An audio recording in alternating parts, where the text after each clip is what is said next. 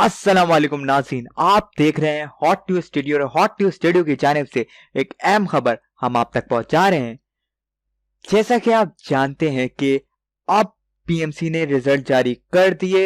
एक बार रिजल्ट हटाया भी, फिर उन्होंने कुछ करेक्शन की, रीचेकिंग की, उनके हिसाब से रिकाउंटिंग की उन्होंने, और बाद में एब्सेंट वाला सब मसले समझाए सुलझाए, और उन्होंने फिर 18 तारीख को रिजल्ट डाल दिया। 17-18 के बीच में उन्होंने रिजल्ट वापस डाल दिया। फिर अगले दिन उन्होंने प्राइवेट नेशनल मेडिकल पोर्टल खोल दिया कि प्राइवेट कॉलेजेस के एडमिशन्स के लिए। और अब फिर उन्होंने डिले किया कि ए लेवल्स के रिजल्ट्स की वजह से उन्होंने कहा कि पूरा प्रोसेस पब्लिक और प्राइवेट कॉलेजेस में एडमिशन थोड़ा डिले हो जाएगा। और अब एडवोकेट जिब्रान नासिर की हमने कल की आपको ट्वीट दिखाई थी कि उन्होंने एजुकेशन मिनिस्टर ऑफ पाकिस्तान शफकत महमूद को एक ट्वीट किया था। अब उन्होंने कुछ और ट्वीटें की हैं जो आपकी स्क्रीन पर हैं। #MDCAT My advice to all students who want to ensure transparency and fairness is to stay united on the demand for reconducting. #MDCAT Issue of rechecking or grace marks becomes irrelevant if test is reconducted. Rechecking and grace mark will hide PMC incompetence / corruption.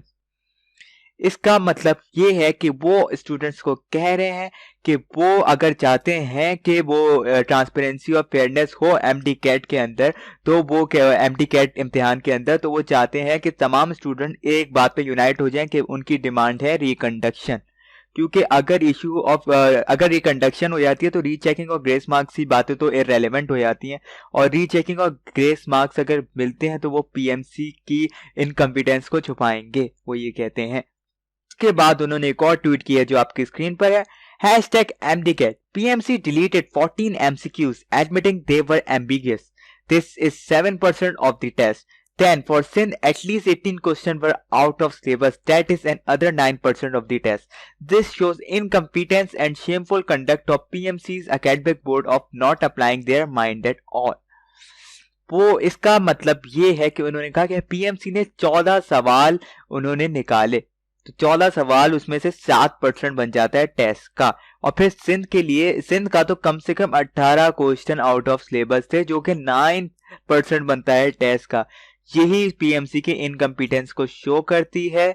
और अगर academic board ने ये वाले MCQs पहले क्यों नहीं देखे। फिर उन्होंने एक और ट्वीट की है जो आपकी स्क्रीन पर है। #MDCAT Through its behavior, PMC has shown its priorities. First, they didn't bother making academic board to formulate syllabus, and then after being forced to do so by court, used academic board as a rubber stamp body to approve a flawed syllabus, playing with the future of students. इसका मतलब ये है कि उनके हिसाब से कि PMC ने अपने इस बिहेवियर की वजह से, जो इन्होंने 14 एमसीक्यूज आउट ऑफ सिलेबस है उनके मुताबिक, है ना, इन्होंने ये दिखा दिया कि पीएमसी की प्रायोरिटीज क्या है उनकी। पहले तो वो एकेडमिक बोर्ड बनाना नहीं चाहते थे, है ना, और जब एकेडमिक बोर्ड बना तो एकेडमिक बोर्ड एकदम रबर स्टैम्प की तरह यूज हुआ कि उन्होंने जो पीएमसी ने पहले सिलेबस बनाया था वही डायरेक्ट अप्रूव कर दिया और कोई चेंजेस नहीं किए। फिर उन्होंने एक और ट्वीट की है जो आपकी स्क्रीन पर है। To make it clear, all 8 of our petitioners have passed their respective #MDCAT tests, so we aren't in court for the second chance because we failed. We are in court to seek justice, transparency and fairness to secure the future of medical dental aspirants for now and for years to come.